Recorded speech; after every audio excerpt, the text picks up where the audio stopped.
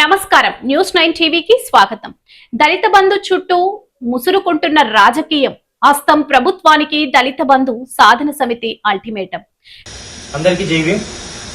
మేము దళిత బంధు సాధన సమితి హుజురాబాద్ నియోజకవర్గ రెండో విడత రాని బాధితులం.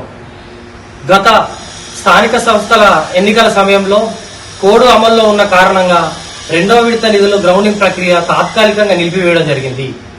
సుమారు 4 నుంచి 5 నెలలు కావస్తున్న రెండో విడతపై ఎలాంటి ప్రకటన చేయకుండా గ్రౌండింగ్ మొదలు పెట్టకుండా కాలయాపన చేస్తున్నారనే ఒక ఉద్దేశంతో గత 15 రోజుల క్రిందట జమ్మికుంట మున్సిపల్ చైర్మన్ గారికి మరియు హుజురాబాద్ మున్సిపల్ చైర్మన్ గారికి వినతి పత్రాలు అందించడం జరిగింది.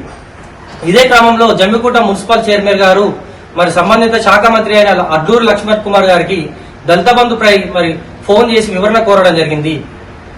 కోరిన వెంటనే సుమారుగా ఒక 2-3 రోజుల వ్యవధిలోనే గ్రౌండింగ్ ప్రక్రియ మొదలు పెట్టాలని చెప్పేసి ఆ జిల్లా కలెక్టర్ గారికి ఆదేశాలు జారీ చేయడం జరిగింది.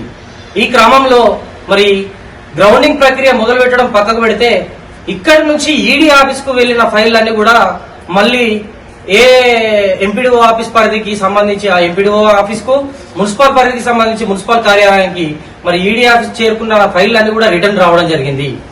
రిటర్న్ వచ్చి సుమారుగా 20 రోజులు కావస్తున్నా గానీ దాని మీద ఎలాంటి ఎంక్వైరీ కానీ మరి వాళ్ళు వార్డ్ ఆఫీసర్లు కానీ, కమిషనర్ కానీ, సంబంధిత క్లస్టర్ కానీ ఎవరు కూడా మరి వచ్చి యూనిట్ రీవెరిఫికేషన్ అని చెప్పేసి ఎవరు కూడా రావడం లేదు. మరి ఇది ముమ్మాటికి దళితులను మభ్యపెట్టే ప్రయత్నం చేస్తుందని చెప్పేసి ఈ కాంగ్రెస్ ప్రభుత్వం మభ్యపెట్టే ప్రయత్నం చేస్తుంది. నువ్వు గ్రౌండింగ్ ప్రక్రియ మొదలు పెడితే 1-2 రోజులలో రీవెరిఫై చేయాలి, లేదంటే మొత్తానికి స్టార్ట్ చేయకండి. అసలు రీవెరిఫై చేయాల్సిన అవసరం ఏమున్నదని మేము అడుగుతున్నాం. గతంలో ఇదే మున్సిపల్ ఆఫీస్ నుంచి వార్డ్ ఆఫీసర్లు గాని, మున్సిపల్ కమిషనర్ గాని, సంబంధిత క్లస్టర్ గాని వీళ్ళు అప్రూవల్ చేసి పంపించిన పేపర్లే కదా ఈడీ ఆఫీస్ దాకా పోయి మళ్ళీ ఎందుకు రిటర్న్ వస్తున్నాయి? మరి అధికారులు వాళ్ళు అప్పుడున్న అధికారులు అప్రూవల్ చేసి పంపించినాయి కదా, వాటికి రిటర్న్ పంపించాల్సిన అవసరం లేదు కదా. ఇంకొకటి, 4 మండలాలకు ఒకటే ఆర్డర్ కాపీ.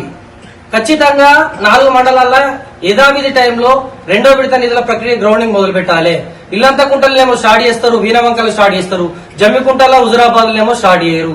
అసలు ఎందుకు ఒంటెద్దు పోకటి ఎందుకు పోతుంది ప్రభుత్వం? ఇది ఆర్డర్ కాపీ 2024 జనవరి 27 తారీఖున కాంగ్రెస్ ప్రభుత్వం దళిత బంధు రెండో విడత నిధులు పూర్తి స్థాయిలో మంజూరు చేయాలని చెప్పేసి ఎస్సీ కార్పొరేషన్ నుంచి మనకు ఆర్డర్ కాపీ అందించడం జరిగింది. దీని ముఖ్య ఉద్దేశం ఏంటంటే ఇలా యూనిట్లు ఉన్నాయా లేదా అనేది ఎక్కడ కూడా మెన్షన్ చేయలేదు. కేవలం రెండో విడత నిధులు ఎవరెవరికైతే వారి ఖాతాలో డబ్బులు ఉన్నాయో వాటిని పూర్తి స్థాయిలో మంజూరు చేయాలని చెప్పేసి మాత్రమే ఈ ఆర్డర్ కాపీ యొక్క ముఖ్య సారాంశం. కానీ ఇక్కడ దీనికి పూర్తిగా భిన్నంగా వెరిఫికేషన్ అనేది జరుగుతుంది. యూనిట్లు ఉన్నా లేకున్నా ఖచ్చితంగా రెండో విడత నిధులు మంజూరు చేయాలి. ఎందుకంటే గత బీఆర్ఎస్ హయాంలో కూడా 18 నెలల కాలయాపన చేసిల్లు. ఈ కాంగ్రెస్ హయాంలో కూడా 18 నెలల కాలయాపన. సుమారుగా 2.5 సంవత్సరాలు దళిత బంధు రెండో విడత నిధులు గ్రౌండింగ్ ప్రక్రియ మొదలు పెట్టకుంటుంటే వీళ్ళంతా షాపులు పెట్టుకున్న వాళ్ళు రెంట్లు ఏ రకంగా కట్టుకుంటారని ఈ సందర్భంగా ప్రభుత్వాన్ని అడుగుతున్నా. సుమారుగా నెలకు ఒక 5,000 రూపాయలు చొప్పున వేసుకున్న 30 నెలలకు 1,50,000 రూపాయలు రెంట్ కట్టుకునే పరిస్థితి లేదు. మీరు 5 లక్షల రూపాయలకు జీఎస్టీ 4 లక్షల రూపాయలు చేతికి వస్తే 4 లక్షల రూపాయలతో వాళ్ళు యూనిట్ ఏర్పాటు చేసుకుంటే 3 సంవత్సరాలల్లా ఆ 4 లక్షల రూపాయల స్టాక్ ను ఎన్ని సంవత్సరాలు అమ్ముకుంటారని ఈ సందర్భంగా అడుగుతున్నా. ఉన్న ఫలంగా ఎలాంటి షరతులు లేకుండా దళిత బంధు రెండో విడత నిధుల ప్రక్రియ మాత్రం మొదలు పెట్టకపోతే రానున్న రోజులల్లా ఇదే దళిత బంధు సాధన సమితి ఆధ్వర్యంలో గతంలో ఏ మాదిరైతే 4 నుంచి 8,000 మందిని రోడ్డెక్కి పోరాటాలు చేసినామో, అది సాయిగార్డెన్ ఫంక్షన్ హాల్ మీటింగే కావచ్చు, కరీంనగర్ లో కలెక్టర్ ఆఫీస్ ముట్టడి కార్యక్రమే కావచ్చు, హుజురాబాద్ లో అంబేద్కర్ బొమ్మ కాడ 4,000 మందితోని ధర్నా కార్యక్రమం కావచ్చు, ఇలాంటి కార్యక్రమాలు మళ్లీ పునరావృతం చేయడానికి దళిత బంధు సాధన సమితితో పాటు హుజురాబాద్ నియోజకవర్గంలో ఉన్న ప్రతి లబ్ధిదారుడు కూడా ఆందోళన చేయడానికి సిద్ధంగా ఉన్నారు. ఉన్న ఫలంగా సంబంధిత శాఖ మంత్రి అయిన అడ్లూరు లక్ష్మణ్ కుమార్ గారికి నేను ఒకటే విన్నవించుకుంటున్నా. ఇక్కడ కూర్చున్న వ్యక్తులందరం కూడా మొదటి నుంచి దళిత బంధు రెండో విడత నిధులు రావాలని పోరాటం చేసిన వ్యక్తులం. ఈ రోజు పోరాటం చేసిన వ్యక్తులకు ఒక్కరికి కూడా మాకు రెండో విడత నిధులు మంజూరు కాలేదు.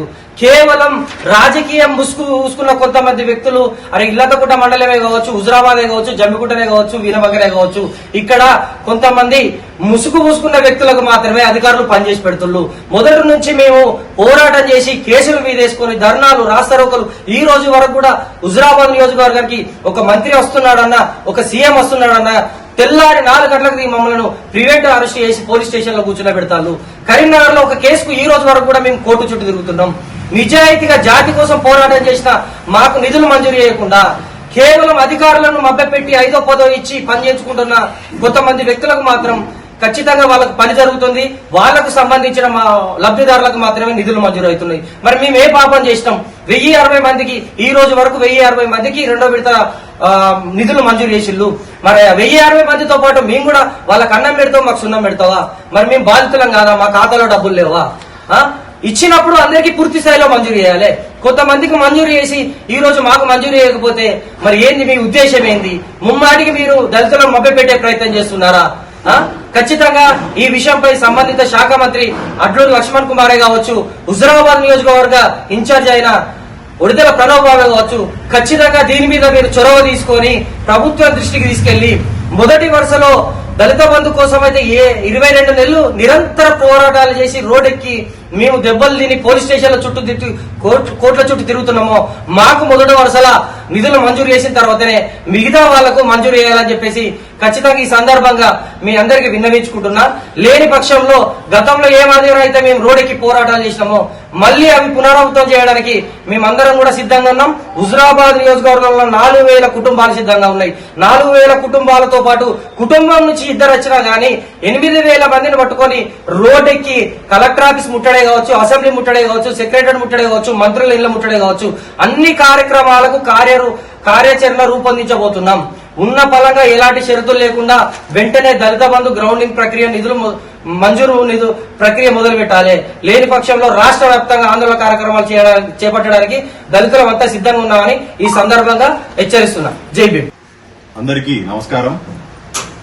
2024 జనవరిన స్టార్ట్ చేసినటువంటి దళిత బంధు 2వ విడత పోరాటం సంవత్సర కాలం తర్వాత జనవరి 28, 2025 తారీఖున ఎస్సీ కార్పొరేషన్ ఎండీ అయినటువంటి క్షితిజ ఐఏఎస్ గారు 2025 జనవరిలో ఇచ్చినటువంటి ఆర్డర్ కాపీ ఇది మీరు క్షుణ్ణంగా పరిశీలిస్తే గనక ఈయనలో ఎవరికి కూడా వెరిఫికేషన్ చేసి 2వ విడత ఇవ్వాలని ఎక్కడా కూడా రాసి లేదు. ఇది హుజరాబాద్ లో ఉన్న ప్రతి ఒక్క పౌరుడు గమనించాల్సిన అవసరం ఉంది. అందులో మరీ ముఖ్యంగా దళిత బంధు రాని బాధితులందరూ, బాధిత కుటుంబాలందరూ అర్థం చేసుకోవాల్సిన అవసరం మరీ ఉంది. కాగా 2025 మేన స్టార్ట్ అయినటువంటి 2వ విడత దళిత బంధు గ్రౌండింగ్ ప్రాసెస్ ఏదైతే సర్పంచ్ ఎన్నికల ముందు నవంబర్ 28 రోజు 28వ తారీఖు వరకు ఏదైతే ముగింపు పలికిందో అప్పటి వరకు కేవలం ఈ 5 నెలల కాలంలో ఇచ్చినటువంటి గ్రౌండింగ్ యూనిట్లు 1060. అంటే 5 నెలల్లో 1060 మందికి మీరు గ్రౌండింగ్ ప్రక్రియ చేస్తే ఇంకా మిగిలినటువంటి 4000 మందికి ఎంత మందికి ఎప్పుడు చేయాలి మీరు? అంటే దగ్గర ఒక 2.5 సంవత్సరాలు పడుతుంది. 2.5 సంవత్సరాల కాలం పాటు ఈ ఉన్నటువంటి 4000 కుటుంబాల పరిస్థితి ఏంది అని నేను ఇవాళ అడుగుతున్నా. మరీ ముఖ్యంగా ఎస్సీ వెల్ఫేర్ శాఖ మంత్రి అల్లూరి లక్ష్మణ్ కుమార్ గారికి ప్రత్యేకంగా నేను వినవించుకుంటున్నా. సార్, 2.5 సంవత్సరాలు మా ప్రాణం పెట్టి, మా కెరియర్ పెట్టి, ఎన్నో అవమానాలు పడి, దెబ్బలు పడి, కేసులు పెట్టుకొని రోడ్ల మీద ధర్నాలు చేసి కేవలం దళిత జాతి ఉద్ధరించడానికి కోసమే మేము రోడ్లెక్కినాం తప్ప వేరే ఏదో మేము కోట్లు గడించాలి, లక్షలు సంపాదించాలనే ఆశతో మేము ఎప్పుడు ముందుకు రాలేదు. ఇక్కడ ఉన్నటువంటి 20 నుంచి 25 మందిని మేము కేవలం జాతి బాగు కోసమే ముందుకు వచ్చినాం తప్ప ఇంకా వేరే ఎటువంటి ఉద్దేశాలు లేవు. మీ దగ్గరికి వచ్చి కలిసే వాళ్ళ గురించి మేము అడగట్లేదు.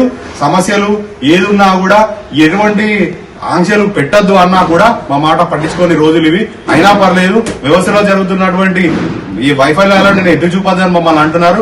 ఓకే, సంతోషమే. ఏ వైఫల్యాలు లేకుండా, ఎటువంటి ఆంక్షలు లేకుండా దళిత బంధు 2వ విడత నిధులు కంపల్సరీ ఎటువంటి ఎంక్వైరీ లేకుండా ఇంకొక నెల లోపల ఈ మిగిలినటువంటి 4000 కుటుంబాలకు ఇవ్వాలని చెప్పేసి మేము ఇవాళ దళిత బంధు సహాయ సమితి తరఫున డిమాండ్ చేస్తున్నాము. అదేవిధంగా ఇక్కడ ఉన్నటువంటి 20 నుంచి 25 మందిని 2.5 సంవత్సరాలు మా కాలం కేవలం జాతి బాగు కోసమే మేము పెట్టడం జరిగింది.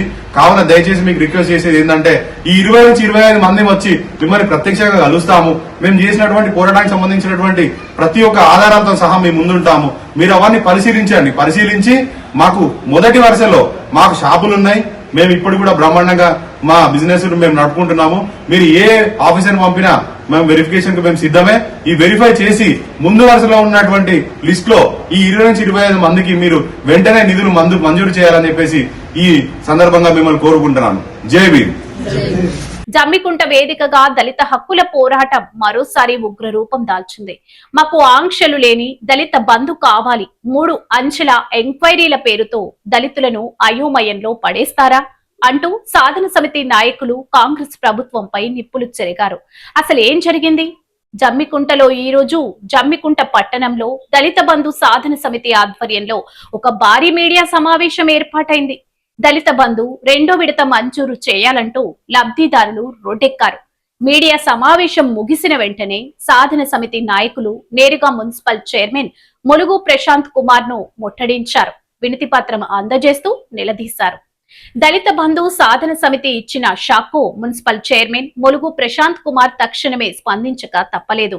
అక్కడికక్కడే స్పాట్ లోనే సంబంధిత శాఖ మంత్రి అడ్లూరి లక్ష్మణ్ కుమార్ తో ఫోన్ ద్వారా మాట్లాడారు. అంతేకాదు జిల్లా కలెక్టర్ తో, ఎస్సీ కార్పొరేషన్ ఏడీతో కూడా లైన్ లోకి వెళ్లి మాట్లాడారు. కేవలం ఒక్క వారంలో ఈ సమస్యను పరిష్కరిస్తామంటూ లబ్ధిదారులకు మున్సిపల్ చైర్మన్ స్వయంగా భరోసా ఇచ్చారు. కానీ ఇక్కడే అసలు ట్విస్ట్ ఉంది. సాధన సమితి నాయకులు ఈ హామీతో శాంతించలేదు. కాంగ్రెస్ ప్రభుత్వంపై తీవ్ర స్థాయిలో ధ్వజమెత్తారు. సాధన సమితి నాయకుడు కొలుగూరి నరేష్ చేసిన ప్రశ్నలు ఇప్పుడు సంచలనంగా మారాయి. గత సంవత్సరం జనవరి 28, 2025 నాడు ఇచ్చిన ఆర్డర్ కాపీలో ఎలాంటి ఎంక్వైరీ లేకుండానే 7,000 పైచిలుకు లబ్ధిదారుల బ్యాంకు ఖాతాలో సొమ్ము వేయాలని కరీంనగర్ కలెక్టర్ కు స్పష్టమైన ఆదేశాలు వచ్చాయి. అలాంటప్పుడు ఇప్పుడు మళ్లీ 3 అంచెల ఎంక్వైరీల పేరుతో దళితులను ఎందుకు వేధిస్తున్నారు? ఎందుకు అయోమయానికి గురి చేస్తున్నారు అంటూ కాంగ్రెస్ పార్టీ తీరును తీవ్రంగా ఆక్షేపించారు. కాంగ్రెస్ ప్రభుత్వానికి చిత్తశుద్ధి ఉంటే నిరూపించుకోండి. ఇదే ఇప్పుడు జమ్మికుంట నుంచి వస్తున్న డిమాండ్. ఎలాంటి ఎంక్వైరీలు వద్దు, ఎటువంటి ఆంక్షలు వద్దు. నేరుగా లబ్ధిదారుల ఖాతాలో డబ్బు జమ కావాల్సిందే. కేవలం నెల రోజుల్లో మిగిలిపోయిన 5,000 కుటుంబాలకు గ్రౌండింగ్ ప్రక్రియ పూర్తి చేయాలని, లేకపోతే సహించేదే లేదని సాధన సమితి నాయకుడు కొలుగూరి నరేష్ కాంగ్రెస్ ప్రభుత్వాన్ని తీవ్రంగా హెచ్చరించారు. ఈ మహాధర్నాలో వినతి పత్రం సమర్పించిన వారిలో సాధన సమితి నాయకులు కొలుగూరి నరేష్ తో పాటు కోడేపాక రక్షిత్, అకినపల్లి జయ, జీడి అరుణ, పాత రాజేష్, రామంచ శ్రీకాంత్, వంశీ తదితరులు పెద్ద సంఖ్యలో పాల్గొన్నారు. మరి మున్సిపల్ చైర్మన్ ఇచ్చిన వారం రోజుల గడువులోగా దళిత బంధు సమస్య తీరుతుందా, లేక దళిత బంధు సాధన సమితి మరింత ఉగ్ర రూపం దాల్చుతుందా చూడాలి. ఇది ఇప్పటి వరకు ఉన్న అప్డేట్. మరిన్ని సంచలన వార్తల కోసం చూస్తూనే ఉండండి News9 TV.